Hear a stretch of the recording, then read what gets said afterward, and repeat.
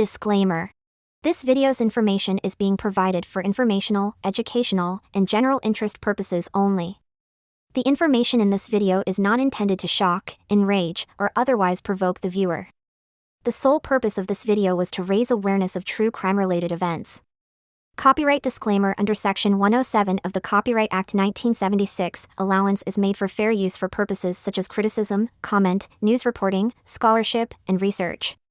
Fair use is a use permitted by copyright statute that might otherwise be infringing. Non-profit, educational, or personal use tips the balance in favor of fair use. I see a young black male in a red flannel shirt. He pulls a gun up out of the waistband of his jeans. I see the muzzle come out and come up. And he points it, as he's pulling it up in the air toward our direction, he shoots 2 to 3 times.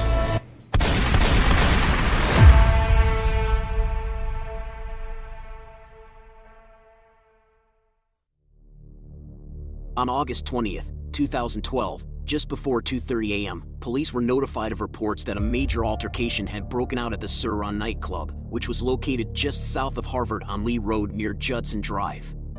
At least 100 people, according to the police, wound up in the parking of a strip mall across the street. Someone fired a gun, striking at least one person as police attempted to manage the sizable crowd. The victim, a 21-year-old Cleveland resident named Damon Woodard, was shot 4 times in the chest.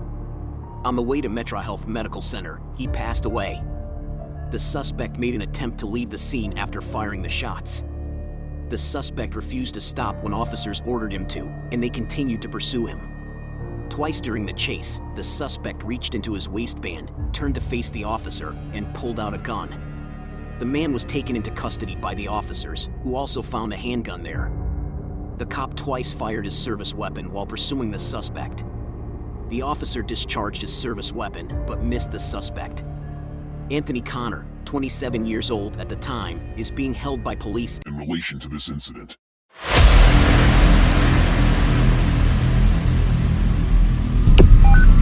911, what's your emergency?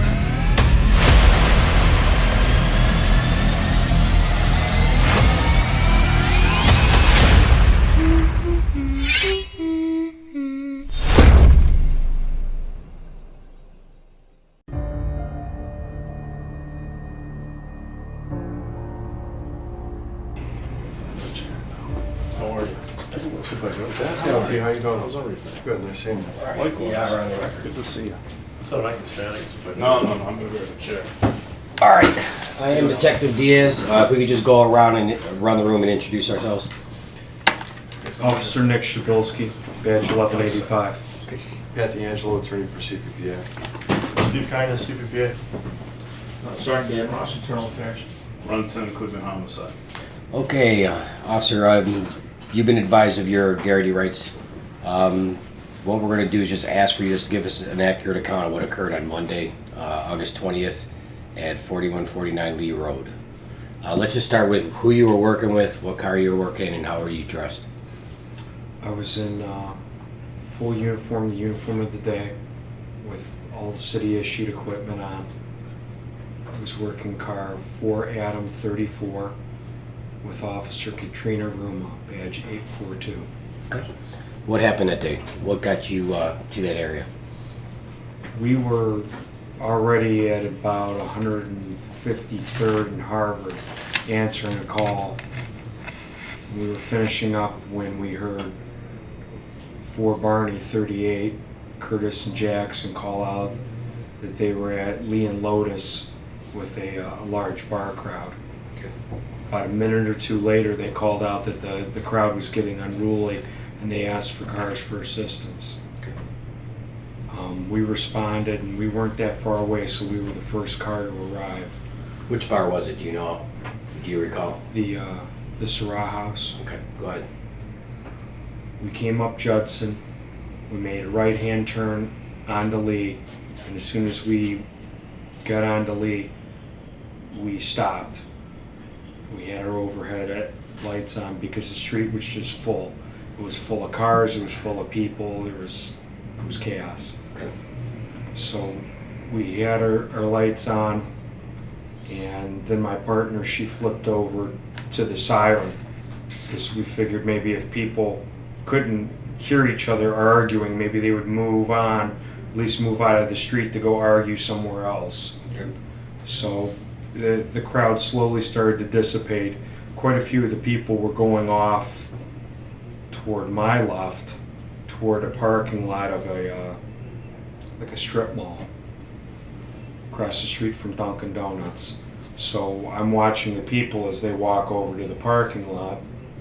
And while I'm looking over to my left at the parking lot, I see a young black male in a red flannel shirt and blue jeans, and he pulls a gun up out of the waistband of his jeans. I see the muzzle come out and come up, and he points it as he's pulling it up in the air toward our direction. He shoots 2 to 3 times. Then he pivots to the right and then does it again, raising up and firing, and this time it's 3 to 4 shots. I thought he was shooting at us initially. I jumped out of the car and I started chasing after him, yelling at him, "Get down, drop the gun, stop." And he ran away from me towards the corner of the parking lot. If you could, this isn't the best drawing in the world. I'm working on my artwork. This is actually Judson and Lee, and this is kind of an overview of the parking lot we were in. Where did you see him standing at with the gun? When you see him withdrawing it, do you recall? If that's Judson, Yeah.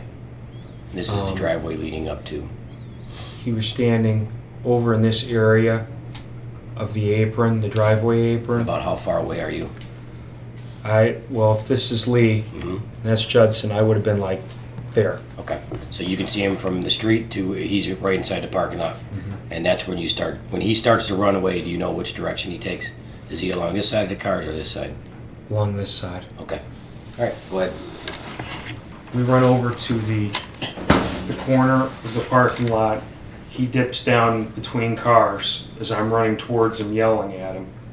All of a sudden, he pops back up, facing me, and his arms are coming forward. I can't see his hands, but I can see his arms coming forward. And I raised up my gun, and I shot the gun once. Okay. He started running back towards Judson now. I'm still chasing him, yelling the same thing, get down, drop the gun, stop. There's a small set of stairs that goes from that parking lot up to Judson. Okay. We both run up the stairs, and now we're both running down Judson toward the residential neighborhood. He slows down, he's digging in his pants, and he's turned over his right shoulder toward me. I thought he was about to pull out his gun and shoot me. So again, I pulled up my gun and I fired once at him. Okay. He then looked forward and picked up speed up a small hill over to the first cul-de-sac, which is Milan Crescent. Okay, I continued chasing him and yelling at him, and then I saw coming up behind me was Officer Curtis, and he was picking up speed as I was starting to slow down. So I yelled to him, "He's the shooter, he's got a gun." We both saw him run in between yards of 2 houses, and then we heard him jump a fence. But we didn't hear anything else after that. Usually when they jump a fence, you hear another fence, or you hear bushes, or feet, or something, nothing. It's just all of a sudden, there's no more noise after the fence. So we slowed down, because we figured he was laying in wait for us. And we both cautiously approached. Curtis went from around the garage to the left, and I went from the right towards the fence that I heard him jump. And we lit it up with flashlights and, like I said, slowly approached so we could start to see him laying down on the ground. And we both started yelling, "Show us your hands, show us your hands." And he slowly raised his hands from where his waist would have been out like this. Curtis covered as I approached and grabbed his hands. And then Curtis cuffed up one hand, and I assisted to get the other hand cuffed up. We then pulled him towards the back of the garage so we could search the area between the fence and the garage where he had been laying, because we thought that he was laying on the gun. What kind of fence was that? Wooden, metal? It was a chain link about maybe 4 to 5 feet tall. Okay. Were you on the same side as the suspect? No, I was on the other side that he initially had jumped. Okay. And what you said he was laying there. How was he laying there? Face up, face down? Could you? He was laying on his back. Okay. Head towards the back of the garage? Or Yes, front? head towards the back of the garage. Okay. We searched the yards to find the gun, and where he had been laying, Curtis found keys, an ID, and a cell phone, but didn't find the gun. So by this time there were other officers in the backyard with us to help us search while someone detained the handcuffed suspect. We couldn't find the gun, so we walked him back to the car, and by the time we get back towards where the parking lot is, there's all kinds of other officers. I think EMS and fire were there, and that's when I found out that he had actually shot somebody. And I told the officers in the parking lot, start searching the parking lot. The gun's got to be in the parking lot, because it wasn't anywhere along the way that I had chased him. You know, it wasn't back where we had found him either. So I put him in the back of my car and moved my car over to that apron to block off the traffic so we could start searching cars. And then another officer came up to me and told me that they found the gun on the ground. The person that you ended up arresting, is he the same person you observed shooting at you and into the crowd? Yes. When you were chasing him through the parking lot, at any time did you lose sight of him? Only when he dipped down Behind the car? behind that car and then immediately popped back up. And you were positive it was the same person that was shooting? Yes. And he's the same person that you chased in through the backyard? Yes. Okay. When he's firing, I'm sorry, how many times do you believe he shot in your direction initially? Like I said, maybe 2 to 3. Okay, and then the second time you say he turns and fires again, and how many times that time? It was at least 3 to 4. Okay. I wasn't really counting the bullet, counting the shots. Okay. I remember seeing the muzzle flash, but I was more focused on the gun that was in his hand than actually anything else that was. You had your service city issued weapon on you that day? Did you have a secondary weapon? No. Or just that one? Just and the you one. had your, obviously your taser, ASP? Don't have a taser, but I had Okay. everything else.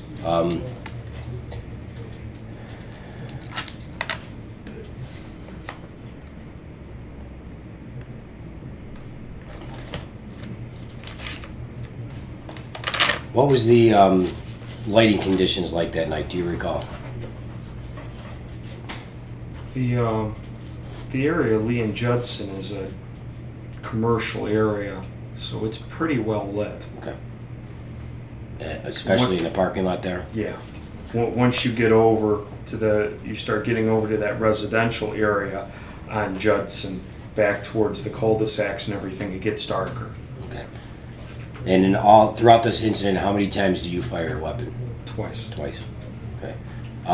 Did there come a time when you were in the parking lot that there was a female that ever approached you to talk to you about someone that had slapped her from within the bar? Do you recall that? No? No, Okay. nobody. May have been one of the other officers. Did you have any contact with the witness that night, Marquise? Little guy, Yeah. wearing like a black jacket, no shirt underneath. Yeah. I didn't have any contact with him, but I saw him in the parking lot. Okay. And he was one of the many people who was running their mouth and trying to start a fight with somebody. All right. Once you get this guy arrested, did he say anything to you that night? Arrested off? He claimed that he had a twin brother that was wearing the same thing that he was wearing. Okay. right after, as soon as we started cuffing him up, that's what he started telling us. And I remember saying to him, "You mean to tell me there's another guy who looks just like you, wearing the same exact clothes you're wearing?" And then he goes, "There's 3 of us."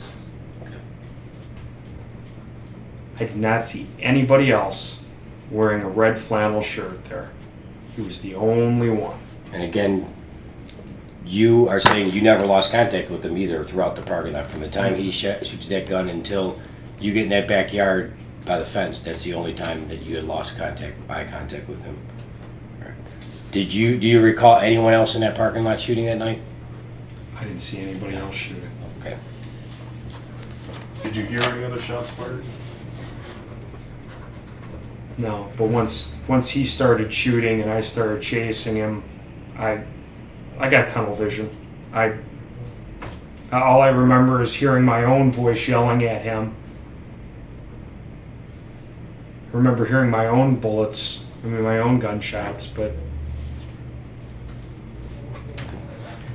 Questions?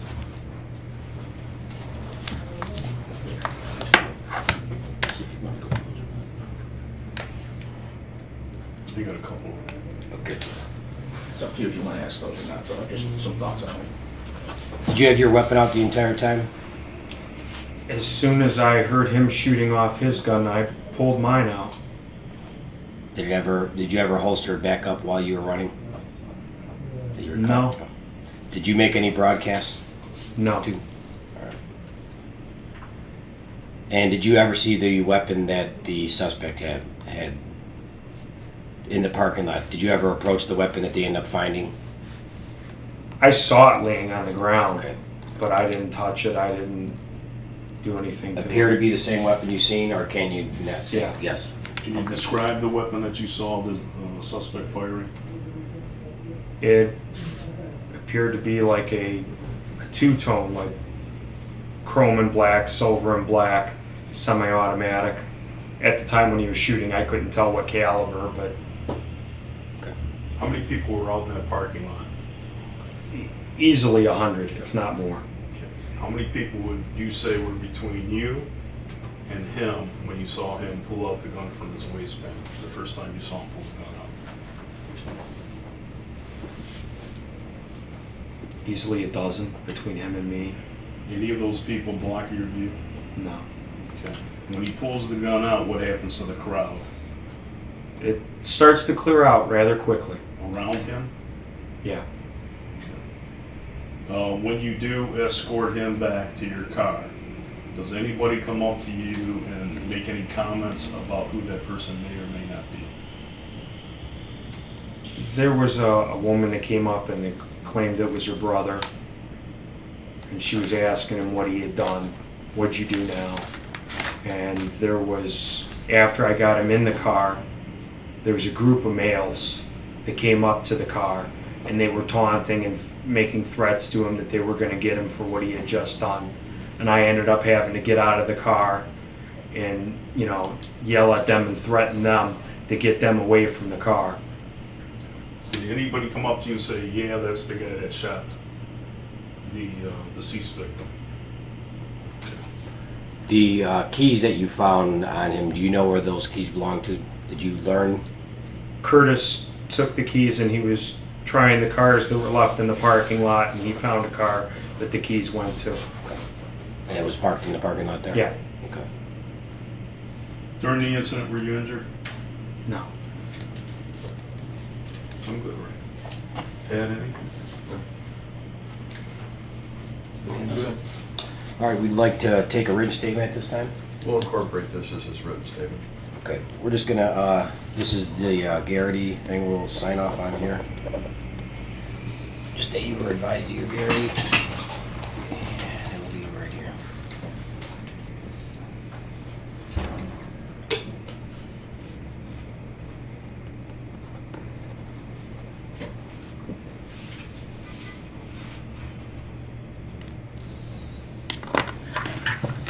I do have one more question. When you get up to Judson, you're at the top of the steps, the guy's turning back towards you, reaching towards his waist, you fire another round at him, correct? When you fire that round, are you moving or are you stationary? Both times I fired, I was moving. Okay. There's no team name.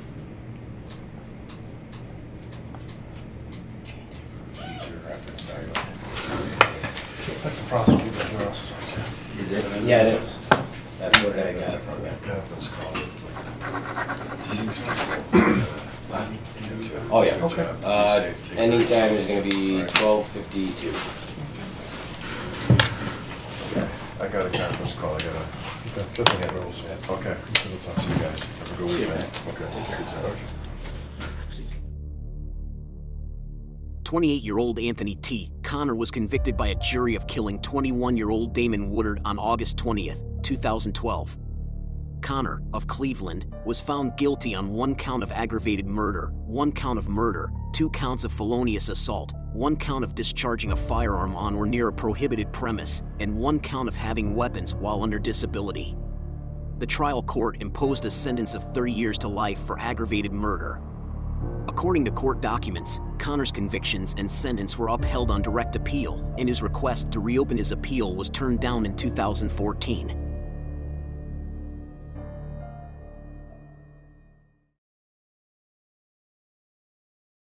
If you enjoyed this video, please subscribe, give this video a thumbs up, and press the notification bell. Additionally, you can view our playlists and most recent videos. Thank you for watching.